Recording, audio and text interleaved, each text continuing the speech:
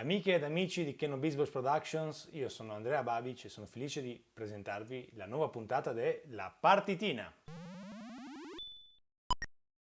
Bene, il gioco di questa sera è un gioco a cui sono molto affezionato perché ho cominciato a muovere i miei passi videoludici seri proprio nel 1984 al campeggio Punta Spin di Grado in provincia di Gorizia con Pengo, o meglio con Penta, cioè il bootleg piratozzo di Pengo, di Sega. Che cos'è Penta quindi? Le schede della sala giochi venivano piratate come tutto il resto. Già in Giappone, in questo caso fu una società, una sussidiaria della Orca, altra produttrice di videogiochi, che faceva anche bootleg con il nome di Grimbe Shoji. Quindi Grimbe Shoji ha preparato per noi Penta, la Zaccaria, ditta italiana, l'ha distribuito in Italia, in barba al copyright e alla moralità, e cominciamo la partitina. Oh, dunque, la cosa bella è che qualche minuto fa, mentre ci appropinquavamo a giocare, la scheda ha dato forfait, nel senso che è saltato via l'audio di due canali audio su tre. Quindi voi sentite la melodia che sentite che si chiama Popcorn ed è di Hot Butter, ovvero di Gershon Kingsley, celeberrima melodia di fine anni 60 o forse del 70 addirittura. Intanto vedete, ma cosa sta cercando di fare? E sono troppo concitato in questo momento per riuscire a spiegarvelo, ma se riuscirò a farlo tutti noi saremo molto felici. Però per fare questa operazione ho bisogno di molta concentrazione, molto sangue freddo e molto coraggio. Tu vai via, ma no!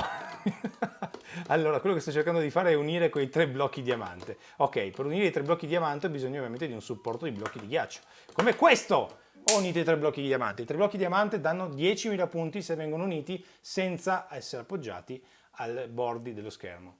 Ok, sono stato preso un attimo, vi rispiego Pengo. Pengo cos'è? È un gioco in cui bisogna schiacciare i nemici con dei blocchi di ghiaccio, quindi lo scopo del gioco primario non è quello che vi ho mostrato adesso, ma è al contrario distruggere tutti questi nemici come appena fatto.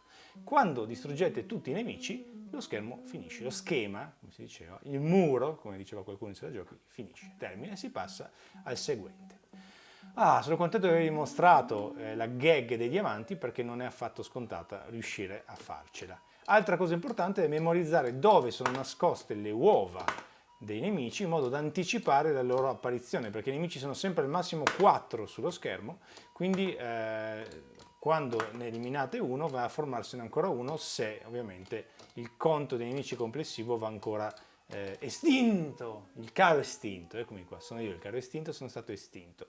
Comunque, vedete che adesso ho ancora una vita di colpo, prima ne avevo due, più quella che stavo usando che era 3, grande classico dei giochi da sala, e proviamo a combattere questa battaglia contro le Snowbee in maniera più efficace. Lo aspetto, lo spingo, lo schiaccio, lo stantuffo. Ecco un altro che si appropria in qua, bam! E lo schiaccio anche lui, lo stantuffo, appunto come si diceva in sala giochi. Voi sapete che in ogni sala giochi si creano dei modi di dire, meno male, si creano dei modi di dire, noi dicevamo lo stantuffo per dire lo schiaccio, ognuno ha la sua.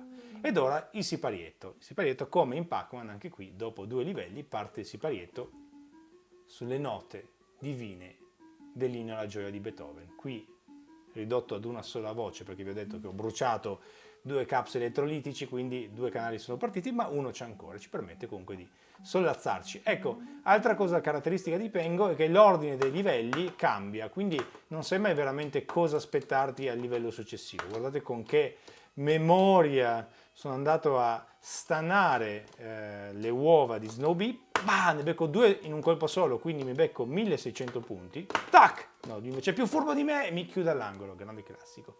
Ma io sono sereno perché sono un giocatore della domenica. Tra l'altro stiamo registrando proprio domenica, quindi sono il giocatore della domenica.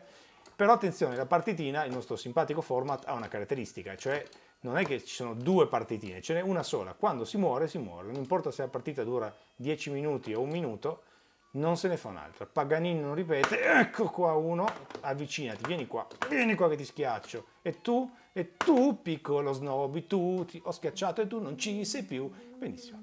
Inciampa Pengo, inciampa perché ci sono delle regole per cui inciampa o non inciampa. È un gioco pieno di sottigliezze, Sega in grandissima forma. Tra l'altro il gioco fu sviluppato da Coreland in realtà, cioè uno sviluppatore middle party, diciamo, non proprio third party ma neanche first party, insomma non lo so. Coreland che poi sarebbe diventata ben presto Banpresto, sei diventato così mesto.